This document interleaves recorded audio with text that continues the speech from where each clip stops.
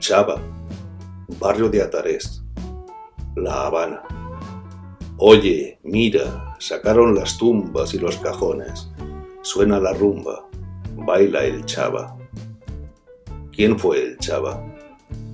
¿Qué alma habitaba su cuerpo magro, escondida detrás de su mirada de niño travieso? ¿Por qué lo hacía todo tan fácil? ¿Por qué lo amaba todo tanto? El Chava, habitante solitario de su apartamentico del barrio habanero de Atarés, el barrio de los negros, de mala fama y poca prosperidad. Cuando le conocí ya era mayor, pasaba de los 70, y era muy respetado por su condición de bailarín popular.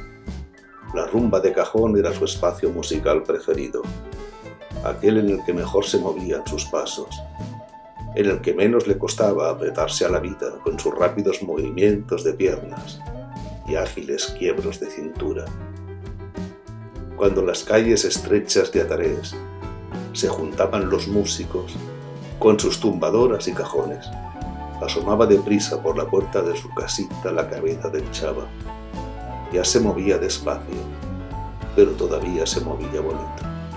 Salía y se sentaba plácidamente junto a sus amigos los músicos. Pero le costaba un mundo estarse quieto. Le costaba tanto que siempre terminaba levantándose y de repente gritaba: «¡Aquí vengo yo!» y empezaba a bailar. Detrás de los bastantes años vividos quedaban los recuerdos de los concursos, los numerosos premios por sus composiciones y sus bailes, las entrevistas radiofónicas en las que se ganaba a la gente con su simpatía y su gran corazón. ¿Quién fue el Chava?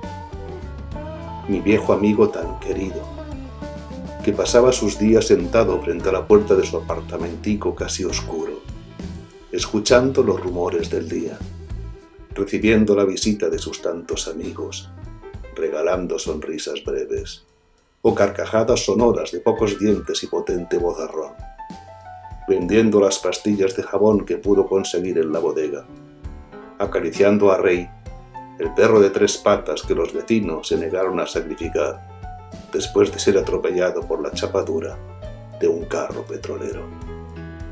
Cuando le conocí, no me costó nada quererle, y no pude evitar sentirme amigo suyo.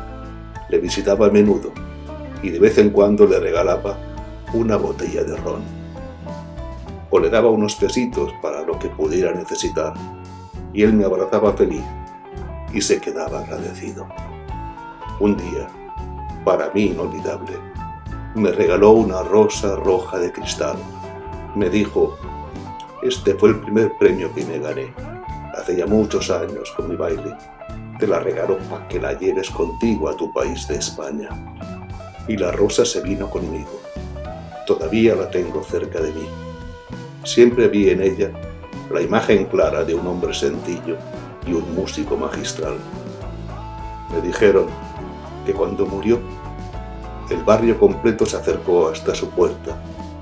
Los jóvenes sacaron cajones, las tumbadoras sonaron y las voces de los vecinos corearon una rítmica despedida engalanada con los ritmos de toda una vida, que consiguió envolver de alegría la imagen del Chava presente entre su gente, acompañarle hasta las puertas luminosas de su nuevo destino, rindiéndole tributo por su arte y su bondad, recordándole que allí donde fuera, como en todas partes, su música y su baile serían siempre bienvenidos.